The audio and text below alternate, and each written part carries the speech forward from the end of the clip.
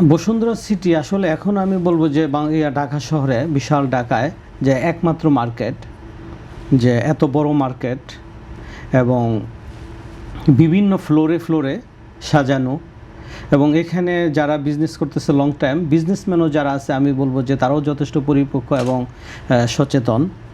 তো এই এই ধরনের মার্কেট আসলে তো আর তেমন একটা হয় নাই। এটা লোকেশনের দিক দিয়ে বলেন, মার্কেট কর্তৃপক্ষের যে এই মার্কেটের প্রতি যে স্পেশাল যে নজরদারি মেনটেন, তারপরে এই এভরিথিং, তো এটা তো দ্বিতীয়টা কিন্তু এখন হয় নাই। যদিও যমুনা ফিউচার পার্ক আছে, কিন্তু ওই মাঠে যমুনা বসুন্ধরা লেভেলে কিন্তু যেতে পারে না, যার দরুন সমস্ত কাস্টমারের উপচে পড়া ভিড় কিন্তু এখনও বসুন্ধরায়। তো সেই ক্ষেত্রে আরও নতুন কিছু মার্কেট দরকার, লাইক ইজ বসুন্ধরা বা আরও বসুন্ধরার চাইতে আরও বড় হতে পারে। তো তারপরে আমি বলবো যে বসুন্ধরা কর্তৃপক্ষ বা বসুন্ধরা সিটি মার্কেট যথেষ্ট টেক কেয়ার নিচ্ছে।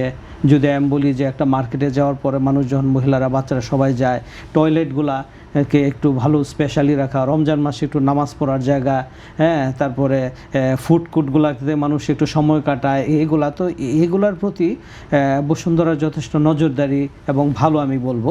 পদ্মা সেতু, মেট্রো রেল এবং এলিভেটেড এক্সপ্রেসওয়ে নির্মাণের গর্বিত অংশীদার বসুন্ধরা সিমেন্ট। এবং যে ম্যানেজমেন্ট, ওভারঅল মেনটেন্যান্স গুড।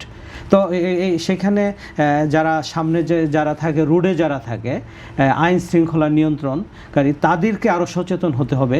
সেখানে তো আসলে তখন সেটা বসুন্ধরা কর্তৃপক্ষের কিছু করার থাকে না।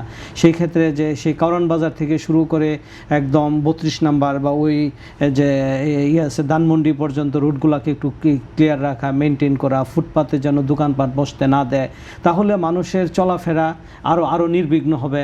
এই যে এখন দেখা যাবে যে 20 রমজান শেষ, এখন মানুষ রাত 1টা 2টা পর্যন্ত মানুষ মার্কেটে ঘোরাফেরা করবে, মার্কেটে আসবে, এবং বলবো যে প্রায় 40% কাস্টমারই দেখা যায় ওই বসুন্ধরা ক্যান্ডিকে একটা ব্যাপক একটা ভিড় থাকে।